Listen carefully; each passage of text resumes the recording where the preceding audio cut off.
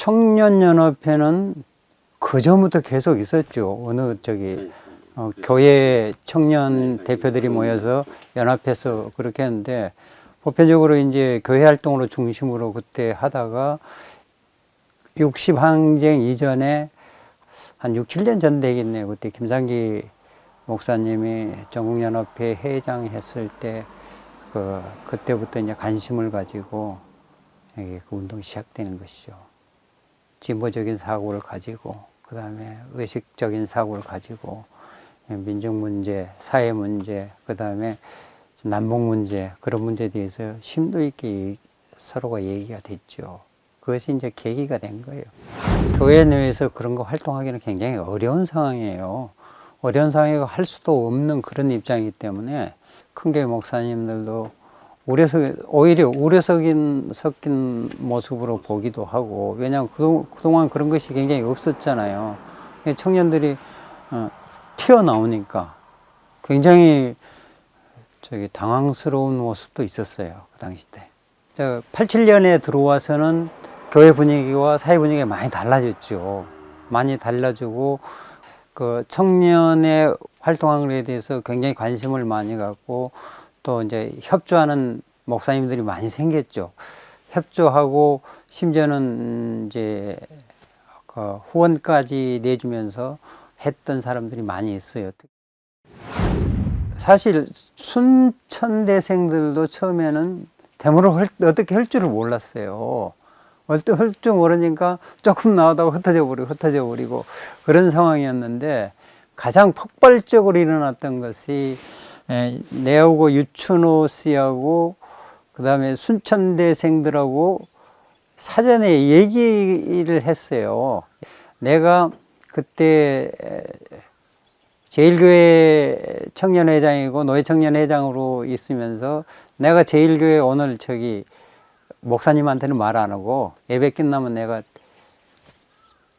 데리고 올 것이다. 그리고 우리 청년들과 함께 십자가를 만들어 가지고 그때 교인 수가 한 1000여 명 됐어요. 1000여 명 됐는데 한 250명 정도로 예배 끝나고 얘기를 하니까 250명 정도로 따라 나왔어요. 따라 나와 가지고 십자가 행진을 했죠. 십자가를 행진을 하고, 근데 순천대생들이 나올 줄 알아서 못 나와버린 거예요, 그때. 근데 이제 경찰들이 이제 저기 저전성당 그 위에서 딱 막고 있는 거예요. 더 이상 못 가게, 이제 오늘 안 되겠다, 순천대까지 가자. 그래서 만나자. 왜냐하면 대학생들이 움직여야지만 폭발적으로 일을 할 수가 있잖아요. 그러니까 거기서 딱 막는 거예요. 거기서 이제 체류탄 쏴고, 이게 교인들은 흩어지고, 그 소문이 이제 순천대생들에게 이제 들어가고, 유춘호 씨에게도 들어가고, 교인 몇 명하고 순천대생들이 이제 합류가 됐죠. 그것이 대폭발적인 시위였어요.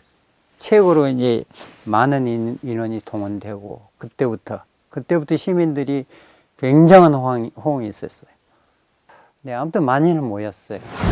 순천 제1교회에서 전체 순천생들이랑 이제 모여서 이제 그때 회의를 했을 거예요. 어떻게 앞으로 나갈 것인가.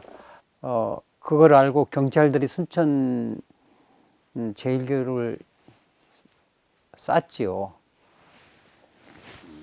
포위하고. 네, 포위하고. 그때 이제 저는 할 수 없이 이제 도망을 갔죠.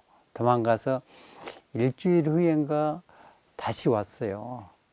다시 오니까 몰래 왔는데 어느새 알고 또 제1교회를 쏴대요. 그래서 그때는 이제 도망갈 수가 없을 정도였는데, 너무 집 담을 통해서 도망가고 그런 사건이 있었어요.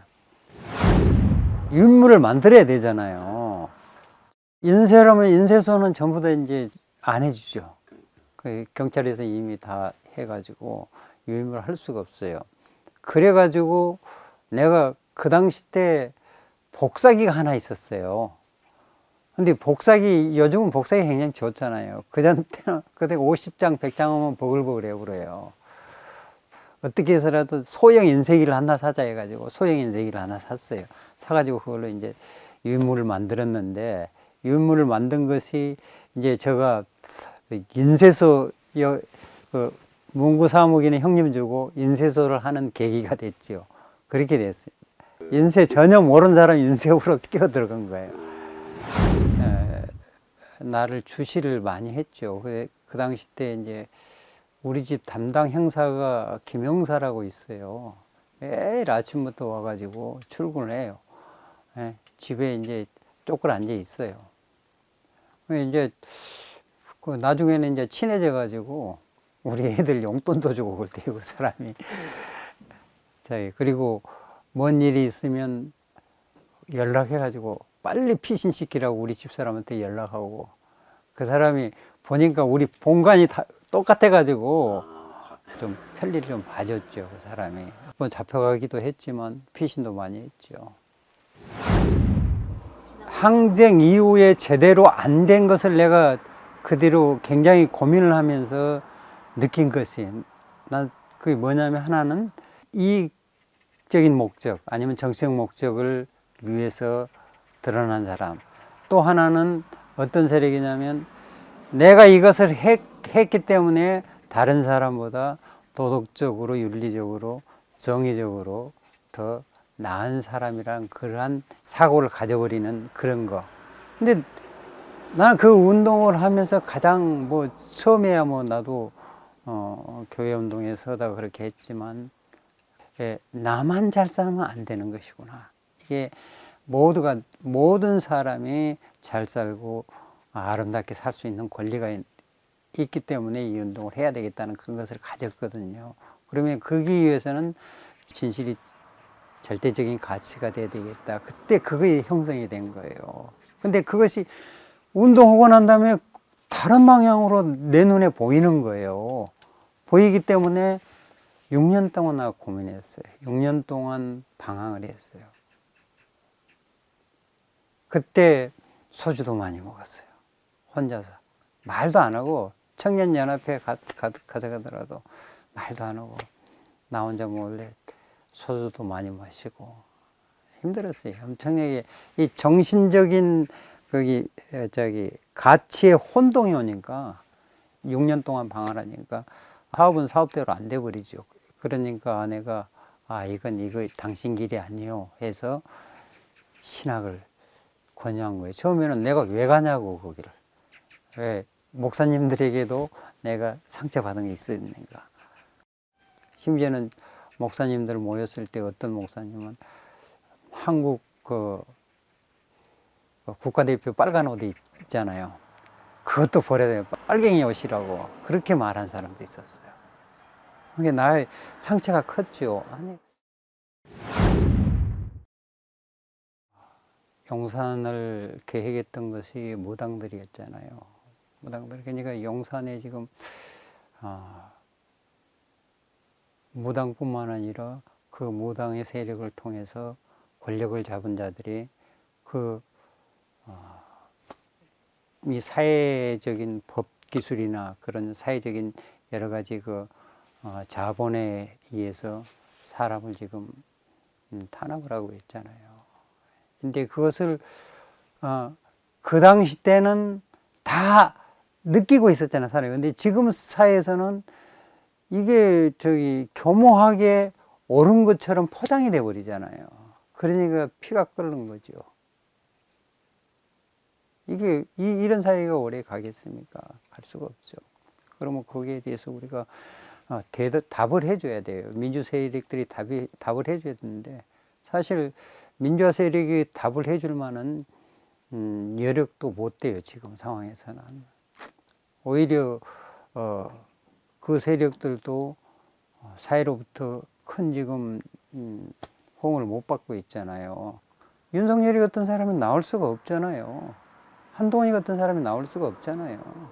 만약에 우리가 제대로 했다면. 난 그렇게 생각해요, 지금. 그러니까 피가 거꾸로 솟는 거죠. 그들이 하는 것을 일부 계층에서는 절대 옳음으로 또 여겨버리잖아요. 우리 책임이 크지요. 우리가 정의가 되어버리는 사회가 됐잖아요. 이걸 어떻게 이제 할 것이냐. 진짜 6월 항쟁은 순수수 때문에 가능했어요. 어떤 그 당시 때의 모습은 자기는 없었어요. 오로지 이 땅의 민족과 민중, 사회의 오름, 그걸 추구했잖아요.